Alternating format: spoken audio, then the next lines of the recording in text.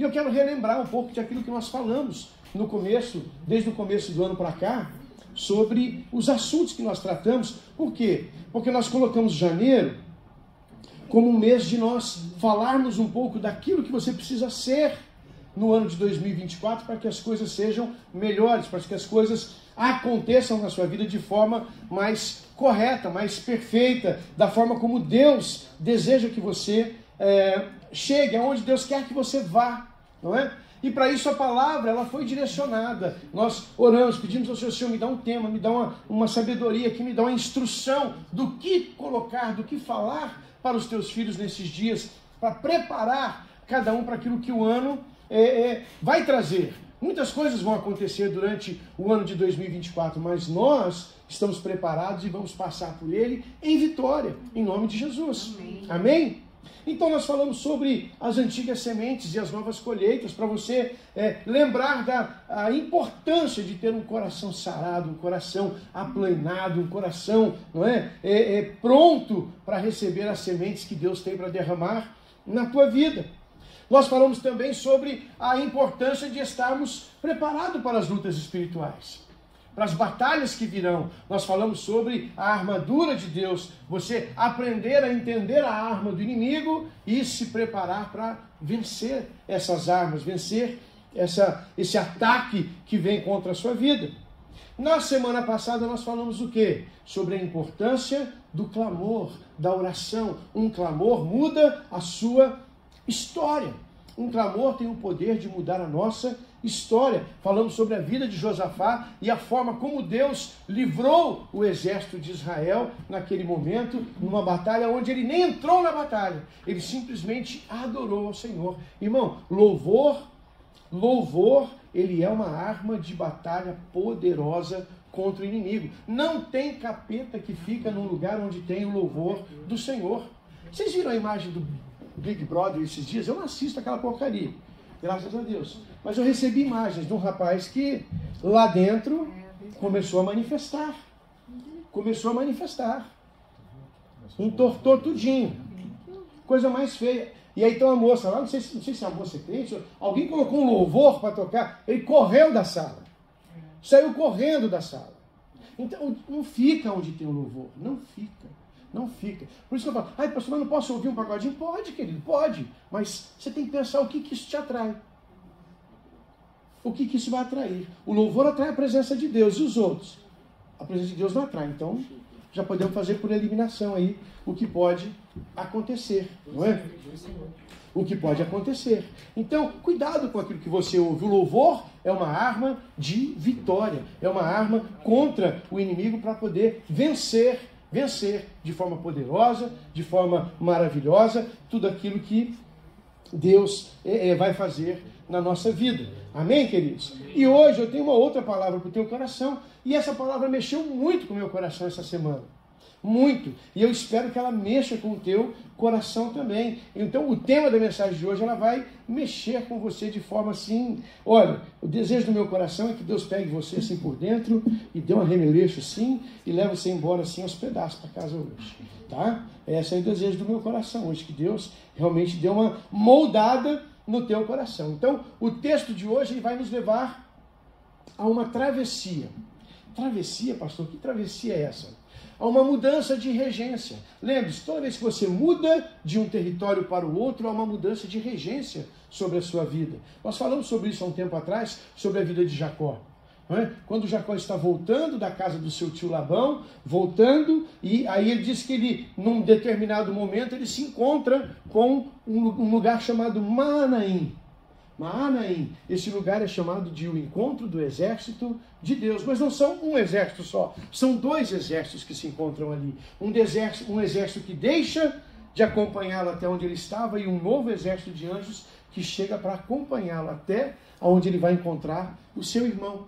E o texto de hoje fala também sobre uma travessia, uma mudança de regência que acontece na nossa vida, na nossa casa, na nossa família. Toda vez que você muda de um lugar para o outro, há uma mudança de regência. Toda vez que você muda de uma decisão que você toma no seu coração, eu não vou tomar mais refrigerante, é uma mudança de regência que acontece na sua vida. Acontece, é uma mudança. Você acha que é uma mudança só na sua cabeça. Se fosse só na sua cabeça, você tomava a decisão, ela funcionava e você não voltava atrás. Era fácil. O problema é que a decisão tem que acontecer também no mundo espiritual. E no mundo espiritual as leis são outras. A forma de regência é outra. Então a gente tem que entender tudo isso. E essa travessia, ela vai acontecer justamente com Josué. Josué chega num determinado momento à beira do rio Jordão. Ali era o final da vida do povo no deserto. Atravessaria o Jordão e entraria na terra prometida. Porém, a terra prometida não estava lá vazia à disposição deles. Havia 7 povos que eles precisavam vencer ainda. Então o Jordão não era um desafio.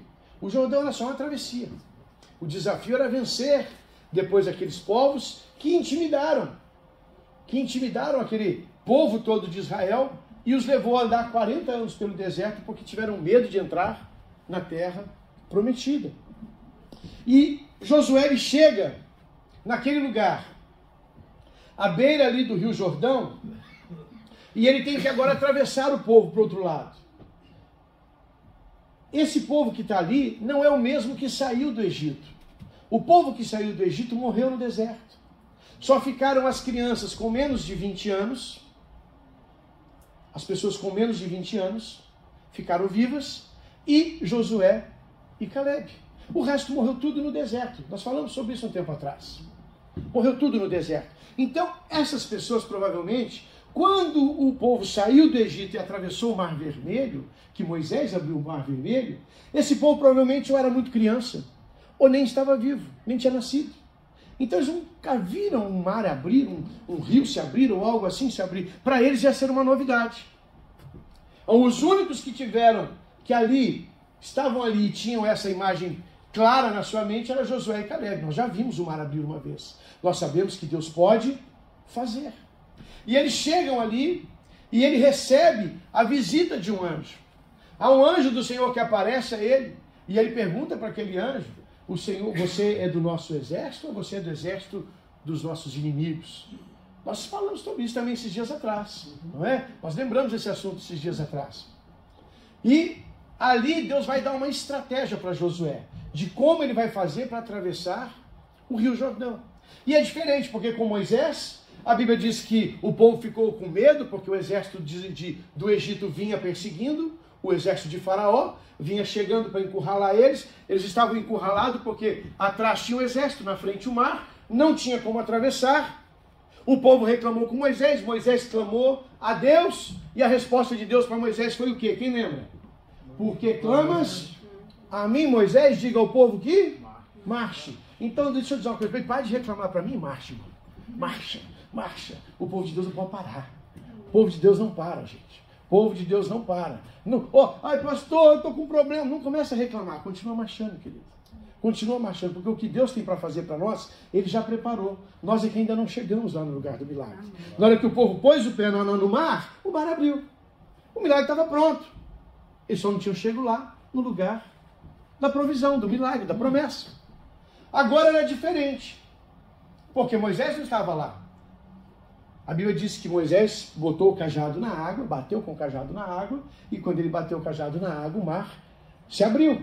Você lembra dessa história? Até quando você era criança, você ia na escolinha dominical, as tias ensinavam você como aconteceu aquilo. Mas a forma que abriu o Mar Vermelho é diferente da forma que vai abrir agora o Rio Jordão. Não tem Moisés com cajado, até porque eles achavam que o cajado de Moisés tinha poder, porque tinha virado serpente na frente do faraó, né? Tinha aquela coisa toda. Eles achavam que o poder era o cajado às vezes. Agora não tinha Moisés, que falava diretamente com Deus, não tinha o cajado de Moisés, que era poderoso, e era diferente a situação. Mas tinha-se um rio para ser atravessado, ele tinha que abrir. E como fazer para esse rio abrir?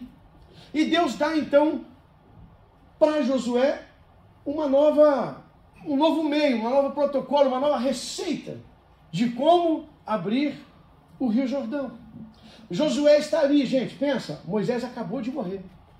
Josué vai assumir a liderança daquele povo, ele não tem a mesma intimidade com Deus que teve Moisés? Moisés, Deus falava face a face. Com nenhum outro homem mais Deus falou assim. A Bíblia diz que era tão poderosa a presença de Deus quando falava com Moisés, que quando ele saía da presença de Deus, a face dele brilhava. Da glória de Deus refletida nele. Então Josué também tinha na cabeça dele agora, como que eu resolvo essa situação? Ele gostaria muito que Moisés tivesse viu para ele falar, Moisés, abre mais esse aí, filho, pelo amor de Deus, deixa eu nessa situação aqui não, me ajuda. Não é? Mas não tinha, Moisés tinha morrido, não tinha mais jeito. O que vai fazer? Abre comigo aí, livro de Josué, capítulo de número 3. Vamos analisar um pouco aqui o texto e entender aquilo que Deus tem para o nosso coração nessa manhã.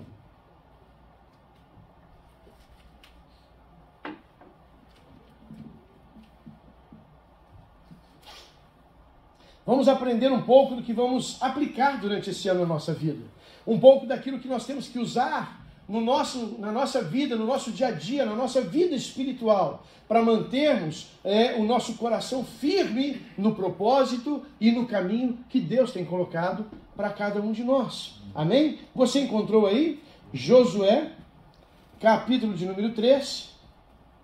Achou, irmão? Diga amém. Amém. Amém. Muito bem, muito bem, muito bem. Capítulo 3, versículo 1.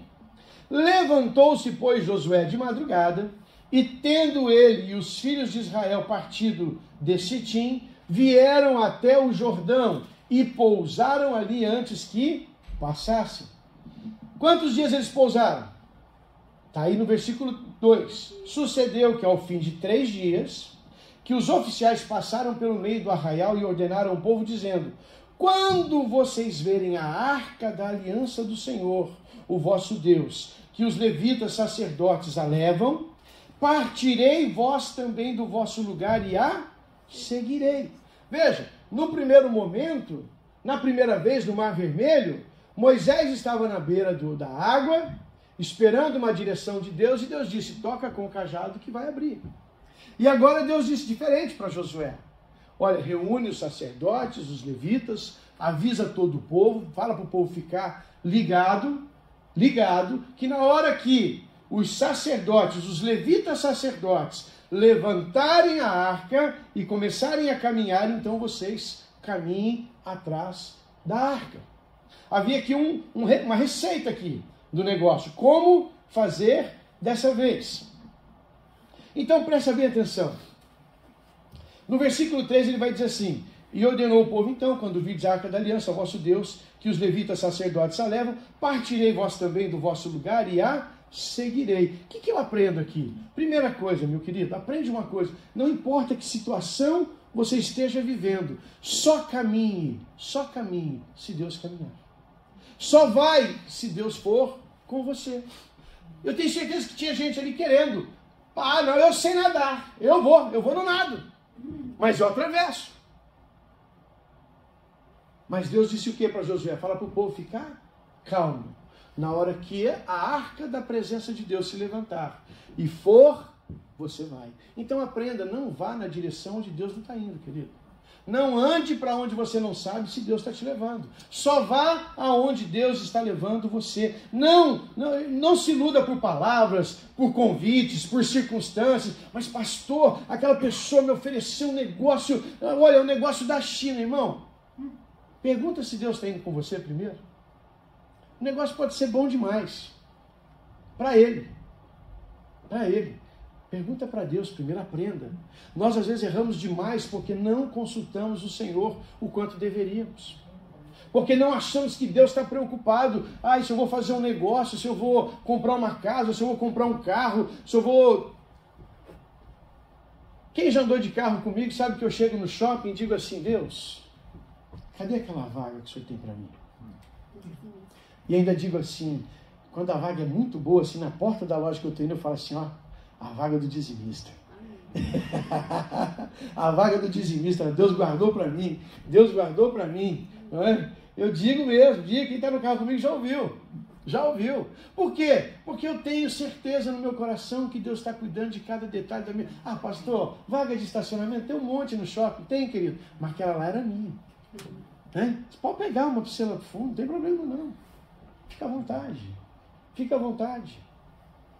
Nós temos que consultar o Senhor, aprender a pedir a Deus. Sabe, Deus, vou aqui, vou ali. Deus, aquela pessoa me chamou para trabalhar. Vou, não vou. Ai, pastor, que perda de tempo. Perda de tempo, querido. Perda de tempo é você dar com o burro na água, como diz a turma. Com a cara na parede, quantas vezes você já deu. Ficar dando murro de ponta de faca, como diz a turma por aí. E acha que não, mas eu sou inteligente. Pergunta para Deus. Vê se ele está se movendo nessa direção. Se ele tiver, você vai. E vai tranquilo, porque vai estar tudo certo. E ele continua dando uma ordem a Josué. Ele diz, olha, contudo, haja uma distância de cerca de 2.000 côvados entre vós e ela. Ela quem? A Arca da Aliança. O que a Arca da Aliança representa, irmão? Presença de Deus. A glória de Deus, a presença de Deus. Então Deus está dizendo para eles assim, olha, mas não fique perto da arca. Dá uma distância de 2.000 côvados. 2.000 côvados é aproximadamente quase 1 quilômetro. Quase 1 quilômetro. Aproximadamente. Então, você vai ficar de longe, você vai ver Deus tomando uma direção, por onde ele entrar no rio, você entra, que você vai passar. Então é o que nós estamos falando. Olha para o que Deus está fazendo. Olha para onde Deus está te movendo. Olha para onde Deus está movendo as pessoas ao seu redor. Fica de olho e entra nesse caminho e vai. Deus vai contigo. Ou melhor, você vai com ele. Você vai com ele. E se a gente vai com ele, irmão, se ele entrar no inferno, a gente entra junto, porque ele vai arrebentar tudo lá dentro. Amém. Amém? Amém. Por que essa distância toda, pastor? Por que ficar tão longe? Para ver o caminho? Para ver o caminho, querido, para ver o milagre, para entender o que Deus está fazendo. Às vezes, é importante para você sair da situação e dar uma olhada do lado de fora para ver o que está acontecendo. Às vezes, nós dentro da situação, nós queremos resolver de uma forma. Eu estou lá na minha casa, estou com dificuldade, estou com um problema, uma situação, o que eu quero? Eu quero resolver do meu jeito. Ah, peraí que aqui eu já sei como é que faz. Eu resolvo. Mas às vezes vem alguém de fora e fala assim, nossa, eu não ia por aqui não, ia por aqui que é melhor. E a pessoa do lado de fora, ela tem uma visão melhor do que a sua, às vezes que está dentro, envolvido, já preocupado com aquilo que está acontecendo. Então, Deus está dizendo para eles, fiquem de longe, fiquem vendo o movimento de Deus. Quando vocês verem o movimento de Deus, vocês vão atrás, que não vai ter problema. Deus está dizendo para eles o quê? Não vos chegueis a ela, diz a palavra de Deus aí. Continua no versículo 4. Não chegue perto da arca, para que conheçais pelo caminho que haveis de vir, visto que por tal caminho vocês nunca passaram antes. Deus está dizendo para eles assim, olha, não adianta você querer ver a direção que a arca está indo e tomar a dianteira e ir para frente. Você vai quebrar a cara. Não, mas eu vi que Deus está indo para cá, eu vou para... Filho, deixa Deus na frente. Ele está dizendo, deixa Deus ir na frente. Coloca Deus na frente de tudo que você vai fazer, meu lindo. Coloca Deus na frente de tudo que você vai fazer. Mas pastor, olha, o irmão lá me ligou, e o irmão é uma bênção, ele olha, ele falou para mim que eu tenho que ir nessa direção. Amém. Amém. Mas você perguntou se Deus está indo nessa direção? Se Deus está indo nessa direção, irmão, vai. Vai. Não importa a direção que seja, se Deus está indo, vai. Vai, não tenha medo. Não tenha medo. Então Deus está dizendo, olha, espera um pouco. Presta atenção para onde eu estou indo. Tenha certeza. Viu o caminho? Viu? Então agora você vai. Por quê? Porque por esse caminho você nunca passou. Esse é um caminho novo que eu vou abrir, Deus está dizendo. Eu vou abrir um caminho novo. Vocês nunca passaram por esse caminho. Então, não sai correndo na frente, não, ansioso, achando, uai, meu Deus, e agora vai dar... Calma, querido. Acalma teu coração. Deixa Deus ir na frente. As coisas vão se arrumar da melhor forma possível. Amém? Então aprenda isso. Deus tem um caminho novo para nós. Deus tem um caminho diferente para nós. Às vezes até você ouve o conselho de alguém que passou pela mesma situação que você, e ele vai falar assim, olha, eu resolvi assim. Muito bem, resolveu, deu certo, deu. Que bom. Mas Deus está me dizendo para fazer assado. E eu vou fazer assado, porque eu confio mais em Deus do que em você. Amém? Está entendendo? Vocês estão comigo? Amém. Muito bem. Aí veja, o povo partiu. No versículo 14, dá um pulinho para o versículo 14 para você acompanhar comigo. 14 ao 17.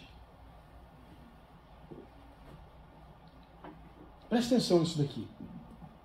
Tendo o povo partido de suas tendas para passar o Jordão. Então veja, de manhã Deus deu a ordem. Olha, vocês vão ver a arca se levantando.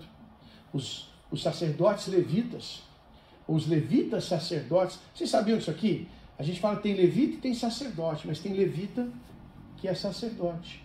Levita a gente hoje chama de músicos, né? Os músicos são os levitas. Aliás, acho que os músicos tinham que ser levitas mesmo. Você sabe qual que era o trabalho do levita no Antigo Testamento? Não era só cantar, não. Era montar, desmontar todo o acampamento, carregar toda a barraca, Aí, olha lá, viu? Um lá já desistiu lá. Um lá já desistiu de ser levita. Porque o povo acha que levita é pegar microfone. Pastor, eu sou levita. Só deixa eu cantar. Porque eu sou levita. Tá bom, ele começa limpando a igreja, limpando os banheiros, carregando as coisas sujeiras para lá e para cá. E aí, depois, na hora de cantar, você canta. Porque o levita era assim. Né? Aqueles acampamentos todos que Moisés ia de uma cidade para outra cidade, era esse que desmontava tudo, montava tudo e carregava tudo. Coisa boa, né? Mas eles eram da família dos sacerdotes, da família de Levi, da família de Arão. Só que tem sacerdote que é levita, mas nem todo levita é sacerdote. Amém? É diferente a situação. Então vamos lá. Tendo o povo partido das suas tendas, desmontaram tudo, arrumaram tudo, para passar o Jordão, levando os sacerdotes a arca da aliança diante do povo, viu, gente? Deus vai na frente. E quando os que levavam a arca chegaram até o Jordão, os seus pés se molharam na borda das águas. Nossa, mas com Moisés passaram a pé enxuto. É que o Josué teve que molhar o pé. Teve que molhar o pé. A Bíblia está dizendo, olha, molharam os pés na borda da água. Por quê? Porque o Jordão transbordava por todas as suas ribanceiras, todos os dias da época da colheita. Era a época de primavera. Aquela região é a região montanhosa, que no inverno acumula neve sobre as montanhas. E chega a época da primavera, começa o degelo.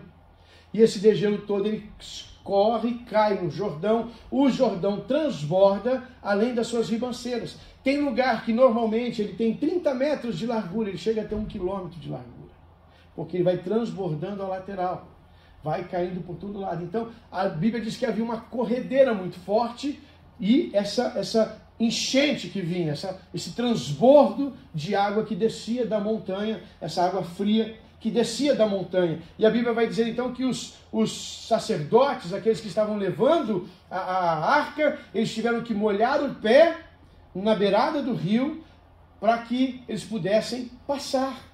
Então o rio transbordava.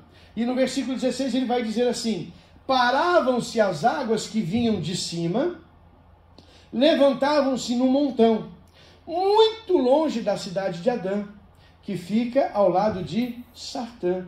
E as que desciam ao mar de Arabá, que é o mar salgado, foram de todas cortadas. Então passou o povo de fronte de Jericó. Presta atenção aqui. É uma coisa interessante. O mar vermelho, Moisés botou o cajado e o mar se abriu em dois. É como se Deus tivesse colocado, né, vamos dizer assim, um grande vidro de aquário de um lado, um grande vidro de aquário do outro, separou um buraco no meio, o povo passou por ali e foi embora. E a Bíblia diz que eles passaram a pé enxuto. Porque, veja, o fundo do mar é lama, gente. O fundo da água é lama, é barro, é terra fofa, é terra molhada. Não é? Mas a Bíblia diz que eles passaram a pé enxuto. Aqui é um rio. Um rio tem correnteza. Então a Bíblia está dizendo que a correnteza parou, mas não ali onde eles estavam passando. Não fez-se uma muralha de águas ali onde eles estavam passando. A 32 quilômetros de uma outra cidade, chamada de... Cadê aqui o nome dessa cidade difícil? Sartã. Adã, que fica ao lado de Sartã. Muito longe da cidade de Adã, que fica ao lado de Sartã. Então, eles estavam passando por aqui, mas o rio parou lá na frente. Quando Deus cortou a água do rio lá na frente, eles não viram. porque para eles vem descendo ainda a correnteza. Até aquela chegar aqui, minguar a água, que foi cortada lá em cima, até minguar a água eles estão vendo uma correnteza. São 32 quilômetros para cima do rio.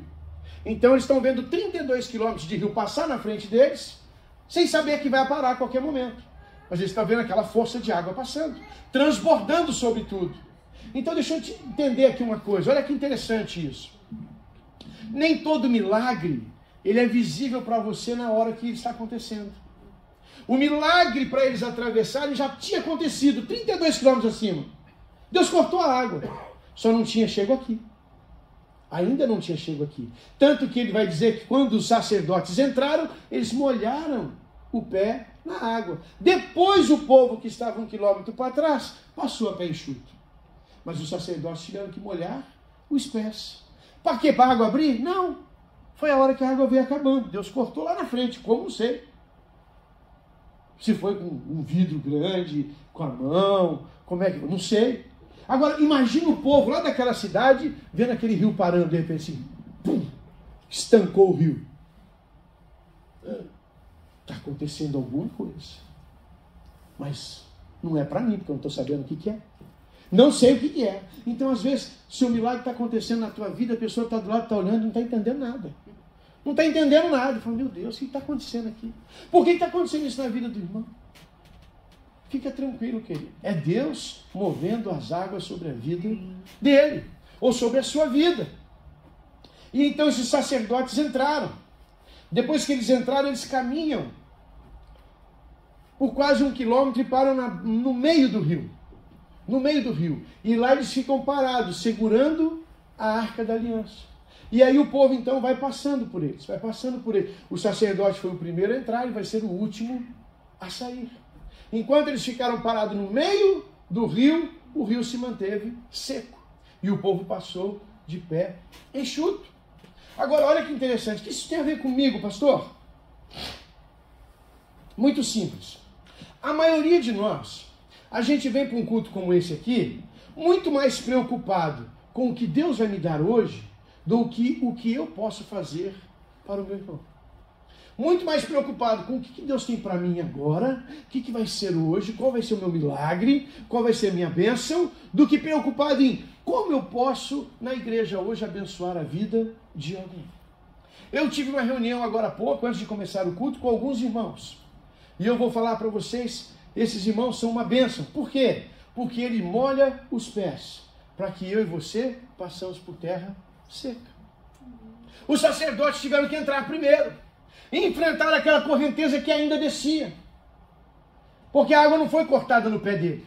A água foi cortada lá em cima. Ela continuou descendo aquele resto de água até acabar. Só acabou depois que eles entraram e chegaram no meio do rio. Aí a Bíblia vai dizer que o povo entrou e passou a pé enxuto. Quer dizer que até o povo entrar, a correnteza estava descendo ainda. Os 32 quilômetros de rio para cima cortado, vieram descendo. O sacerdote entrou, molhou o pé, caminhou até a metade, claro, já devia ter baixado. Mas quando o povo foi entrar, entrou no pé enxuto, seco. Foi ou não foi? Amém. Foi ou não foi? Sim. Amém? Então veja, para alguém andar com o pé enxuto, querido, alguém tem que molhar o pé primeiro. Para você chegar e sentar nesse banquinho arrumadinho, alguém chegou aqui e molhou o pé primeiro. Para você chegar aqui e ouvir o louvor cantando aqui, alguém chegou primeiro e molhou os pés. Alguém entrou no seu Jordão primeiro, para você poder entrar, depois de passar de pé enxuto. Então entenda, há uma turma que trabalha para o Senhor, há uma turma que serve a Deus, que anda sempre de pé molhado. Porque está sempre chegando primeiro. Está sempre correndo na frente. Está sempre arrumando tudo. Quem que é essa turma, pastor? Essa aqui é dos sacerdotes que estavam aqui. Na nossa igreja nós temos uma turma que trabalha aqui. Nós nos reunimos de manhã hoje aqui. Todos esses queridos aqui que andam com o pé molhado, para que outros de nós possamos andar com os pés enxutos. Então veja, todos querem ser servidos, mas poucos querem servir ao próximo. Poucos querem molhar os seus pés. Hoje foi um dia de molhar os pés, estava chovendo. Eu cheguei aqui com o pé molhado. Eu cheguei aqui com o pé molhado. E a cabeça molhada. Então veja, esse é um lugar de honra. Parece um lugar de serviço. Ah não, pastor, não vou nessa daí não. Vou não. Fico aqui quietinho aqui. Não tem problema. Não tem problema nenhum você querer andar de pé seco. Não tem. Ai, pastor, mas como é que vai ser? Não se preocupa. O que molhou o pé atravessou o rio, o que passou de pé seco também atravessou o rio. Todos eles chegaram a Canaã. Chegaram ou não? Chegaram ou não? Sim. Chegaram. Chegaram. Então tem gente que nunca vai fazer nada. Mas vai para o céu? Vai. E a misericórdia de Deus é uma bênção? Não é verdade? A misericórdia de Deus é uma bênção? Glória a Deus. Agora, há outros que molham os pés. Há outros que pisam na correnteza ainda, sem medo. Porque entenderam que receberam um chamado de Deus para fazer isso. Agora veja, pensa comigo, todos passaram, todos chegaram do outro lado, não tem problema. Ai, pastor, não se preocupa, querido. Agora pensa comigo, presta atenção no que eu vou te falar. Mas só aqueles que deixaram tudo para trás, que estavam com as mãos livres para carregar a presença de Deus e esvaziar-se de si mesmo. Só aqueles que deixaram tudo para trás é que estavam com as mãos livres para carregar a presença de Deus. Os outros traziam suas barracas, os outros traziam seus filhos, os outros traziam suas sacolas de comida, não é? Cada um trazendo suas coisas. Mas o sacerdote foi dito o quê? Vocês vão levantar a arca e vão carregar a arca. A arca. Eles não traziam bagagem. Eles não traziam bens. Eles não traziam nada. Eles só traziam uma coisa. O quê? Ah, quê? Vai registrando aí, querido. Vai guardando, que você vai... Daqui a pouquinho chega lá. Então veja, só aqueles que tiveram a coragem de deixar tudo para trás estavam com as mãos livres para carregar a presença. Às vezes nós temos que abrir mão de algumas coisas para poder carregar a presença. Carregar a presença. Carregar aquilo que Deus quer depositar na nossa vida. E aí é uma coisa mais interessante que acontece nesse texto. Deus dá mais uma ordem a Josué. Deus fala assim, olha, lá onde os sacerdotes pararam com a arca, lá no meio do rio, agora você pega 12 homens aí, um de cada tribo, fala para passar lá, no pé do sacerdote vai ter muitas pedras. Cada um pegue uma pedra boa, grande, que consiga carregar no ombro, e leve para fora do rio. O que vai fazer com essa pedra? Vai fazer um altar lá, um memorial, para lembrar que ali foi o lugar que vocês passaram o rio. Vamos ver esse texto para você entender? Versículo... capítulo 4, versículo 1 e 7. Tendo, pois, todo o povo passado o Jordão, falou o Senhor a Josué, dizendo, tomai do povo 12 homens, um de cada tribo, e ordenei-lhes, dizendo, daqui do meio do Jordão, do lugar onde pousaram os pés dos sacerdotes, tomem 12 pedras, e levem-a convosco, deposite-a no alojamento em que haveis de passar esta noite. Chamou, pois, Josué os 12 homens que escolhera dos filhos de Israel, um de cada tribo, e disse, passai adiante da arca do Senhor vosso Deus, ao meio do Jordão, cada um pega uma pedra, põe no ombro, segundo o número da tribo dos filhos de Israel, para que isto seja por sinal entre vós. Quando os vossos filhos no futuro perguntarem, dizendo, que significa essas pedras? Então vocês vão dizer, as águas do Jordão foram cortadas diante da arca da aliança do Senhor. Em passando ela, foram as águas do Jordão cortadas. Estas pedras serão para sempre, por memorial aos filhos de Israel. Veja, aquelas pedras, eram pedras especiais, pastor? Não. Eram pedras mágicas, pastor? Não. Não, eram pedras. Deus falou, pega uma pedra, cada uma pedra, 12 pedras, uma para cada tribo, e monta um altar, um memorial, do outro lado do rio. Aquelas pedras sempre estiveram ali. Aquelas pedras, ninguém nunca tinha visto aquelas pedras. Você concorda comigo? Está no fundo do rio. Quem que viu aquelas pedras antes? Ninguém. Eu posso dizer para você que aquela pedra estava lá desde a criação? E ninguém nunca viu? Posso ou não? Sim. Posso pensar nisso? Posso. Essa pedra está aí. Quantos anos faz que tem uma rocha debaixo do mar, lá 200 metros de profundidade, lá, e ninguém nunca arranca ela de lá. E nem tem coragem de arrancar, e nem precisa. Quantos anos está lá aquela rocha? Quantos milhares de anos? Essas pedras estavam lá no rio. ninguém nunca tinha visto, ninguém nunca tinha tocado, ninguém nunca tinha posto o pé nela. Mas naquele momento o rio se abriu, foi possível ver, tocar, pegar, e Deus deu ordem. Pega então essas pedras e põe do lado de fora. Deixa eu entender uma coisa aqui, e quero que você preste atenção. Aquelas pedras, elas sempre estiveram ali, ninguém nunca tinha visto, ninguém nunca tinha tocado, porque elas estavam escondidas, ocultas, debaixo de um rio. Estavam lá guardadas. Mas no momento certo, Deus abriu o rio, revelou aquelas pedras que estavam ocultas e as entregou nas mãos do povo. Não foi isso que disse? Escolhe 12 do povo, pede para carregar as pedras. E entregou nas mãos do povo. O que isso tem a ver, pastor? Eu vou explicar para você, querido. No ano de 2024, você não está pegando, você não está prestando atenção. Mas Deus vai levar você para lugares que nunca ninguém foi. Para conhecer coisas que ninguém nunca conheceu. Para colocar nas suas mãos coisas que Ele nunca colocou na mão de ninguém. Você está aí, recebe, querido, recebe. Porque Deus vai fazer coisas maravilhosas. Deus está dizendo, eu vou colocar um novo caminho para você. Você nunca andou por esse caminho. Ai, Deus, estou cansado de bater minha cabeça para lá, para cá. Deus vai abrir um novo caminho. Amém. Mas esse caminho você vai ter que ir atrás dele, porque você não conhece o caminho. É Ele que vai dar. É Ele que vai abrir. E no meio desse caminho Ele vai tirar coisas tão maravilhosas e poderosas e colocar na tua mão que ninguém nunca viu. Nenhum homem tinha tocado naquilo. Nenhum homem tinha posto o olho naquilo. Mas Deus pegou e colocou na mão do seu povo. Então Deus vai colocar nas suas mãos coisas maravilhosas. Deus está preparando coisas que, olha, é aquilo que Paulo escreve para nós e diz, nem olhos viram, nem ouvidos ouviram, nem jamais entrou no coração do homem aquilo que Deus tem preparado para aqueles que o amam.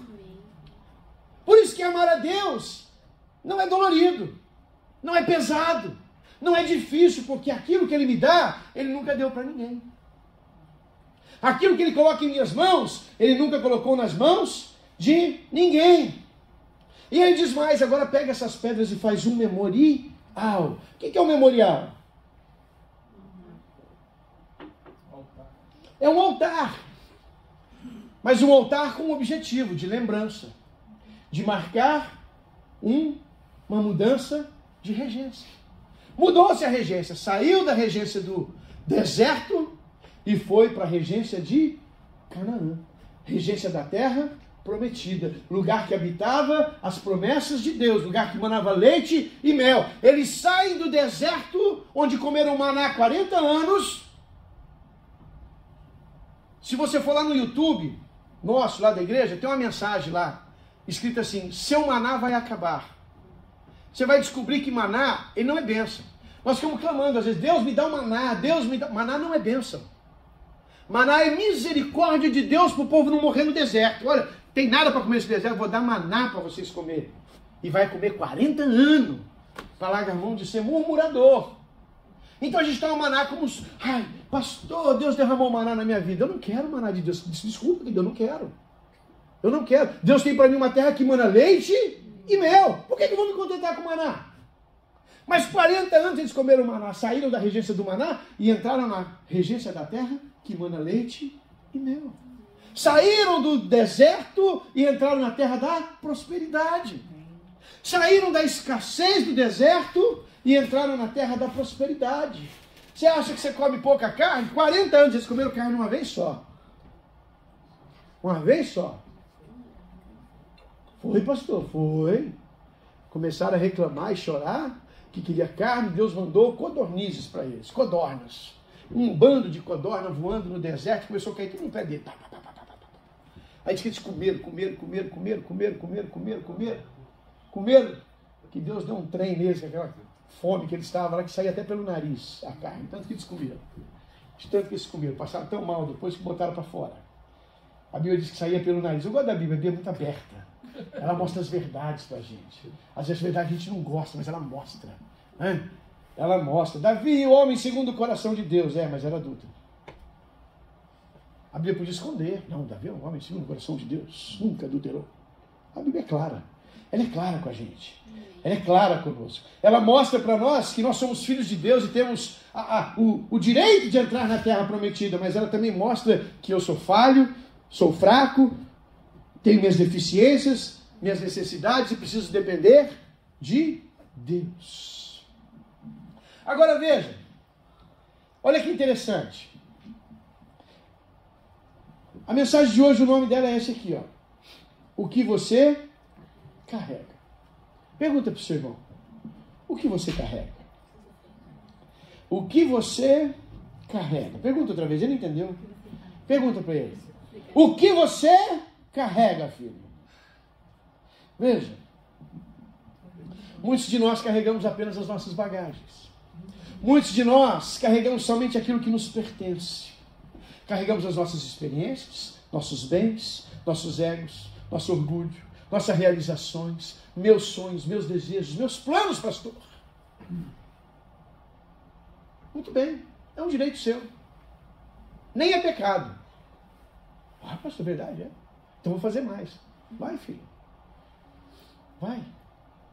Vai. Mas quem abriu mão dessas coisas passou a carregar a presença de Deus. Só quem abre mão das suas coisas é quem carrega a presença de Deus. Carregou a arca do Senhor. Por quê? Porque não tinha mais nada na mão. Por que tem pessoas que chegam aqui de manhã aqui e molhar os pés e molham os pés todo domingo para você chegar aqui, sentar e ficar de boa aqui? Porque elas entenderam que o que elas têm que carregar não são as coisas, não é o que eu sou, o que eu tenho, é carregar a presença de Deus. Então essa manhã o que você carrega aqui? O que carrega o teu coração? O que carrega a sua alma? O que chama a tua atenção? O que te atrai, meu lindo? O que atrai o seu coração, os seus olhos, os seus desejos? Ai, pastor, eu estou nessa terra, eu vim aqui para viver o sonho americano, eu vim aqui para fazer América, como diz o brasileiro, eu quero ser rico, pastor. Tem problema nenhum. Tem problema nenhum. Desde que você esteja disposto a não soltar a presença de Deus para carregar as suas riquezas. Amém? Amém? Amém? Pastor, o senhor está dizendo que eu não posso ser rico? Pode. Pode, lindo. Vai ser rico e contribua com a casa do Senhor, viu, filho? Viu? Não seja um rico sem vergonha, não. Tá? Isso é carregar a arca. Isso é carregar a arca. É carregar. É carregar a presença. É carregar a presença. Quer ver? Muito simples. As 12 pedras lá, eram pedras especiais? Não. Moisés um dia subiu no Monte Sinai. Lá no Monte Sinai, Deus falou com ele, deu para ele 2 pedras com as leis escritas. Foi ou não? Sim. Lembra dessa história? Uhum. Estão comigo aí? Lembra? As pedras da lei. Quantas pedras haviam no Monte Sinai e estão lá até hoje? Vou lá no Monte Sinai, vou pegar uma pedra, vou levar para minha casa, vou ser próspero. Vai mudar alguma coisa? Não. Aquelas pedras que Moisés escolheu, deu na mão de Deus, Deus escreveu as leis, elas se tornaram valiosíssimas. Se tornaram pedras que até hoje estão procurando, não acham, não sabem onde foi parar. Mas se achar, vira o maior tesouro da humanidade. Vira ou não vira? Vai valer muito mais que o peso dela em ouro. Mas por quê? Mas é só uma pedra do Monte Sinai. Tem aqui pedra, aqui não falta pedra aqui nesses morros daqui. Falta ou não? Não. Aquelas pedras do rio, eram pedras normais? Eram pedras normais. Mas fizeram um altar com elas do outro lado. Levantaram um altar. Deixa eu entender uma coisa, deixa eu falar uma coisa para você. Aquelas pedras que fizeram o altar do outro lado, eles colocaram nela a história. Escreveram naquelas pedras a história. Este memorial, este altar é um memorial para lembrar que o mar se abriu, que o rio Jordão se abriu para o povo passar e entrar na terra prometida. Meu irmão, até tirar aquela pedra do rio e colocar do outro lado, que valor que ela tinha? Nenhum. Até tirar aquela pedra do Monte Sinai e escrever as leis de Deus nela, o que ela tinha? Que valor ela tinha? Nenhum. Nenhum. Então deixa eu falar uma coisa para você. Pedro disse que eu e você somos pedras. Pedras vivas. Na construção da casa e da igreja do Senhor. Vocês já ouviram isso ou não? Eu e você somos pedras vivas.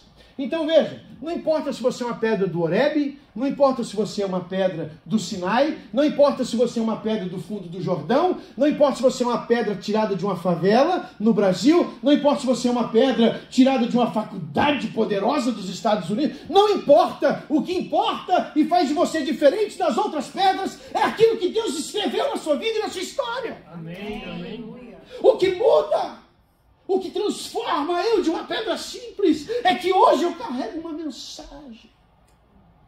O que muda você e a sua história é que hoje você não é mais uma pedra, você é uma pedra viva que carrega uma mensagem. Se Deus não botasse o dedo naquela pedra, ela estava lá até hoje, não era pedra nenhuma, era pedra de tropeço, tu me ia tirar do caminho para não tropeçar. Mas a partir do momento que Deus escreveu, aquilo virou o maior tesouro da humanidade. Você, querido, tem uma história. Deus está escrevendo uma história. Deus está escrevendo algo grande, maravilhoso na sua vida. Você não é mais uma pedra qualquer. Você agora carrega uma mensagem. Você carrega uma mensagem. Não é mais sobre o que eu tenho, o que eu sou, o que eu sei, o que eu posso. Não. É porque eu carrego uma presença. Você carrega uma presença. Não é porque você é bom, não é porque você é rico, não é porque você é inteligente, é porque você carrega uma presença. O que você carrega, querido? O que você está carregando nesses dias? Lutas, preocupações, ansiedades? Ai, meu Deus, 15 anos de América e não fiquei rico ainda. Você não entendeu nada, amigo. Você não entendeu nada, meu Deus. Meu Deus, me ajuda. Me ajuda.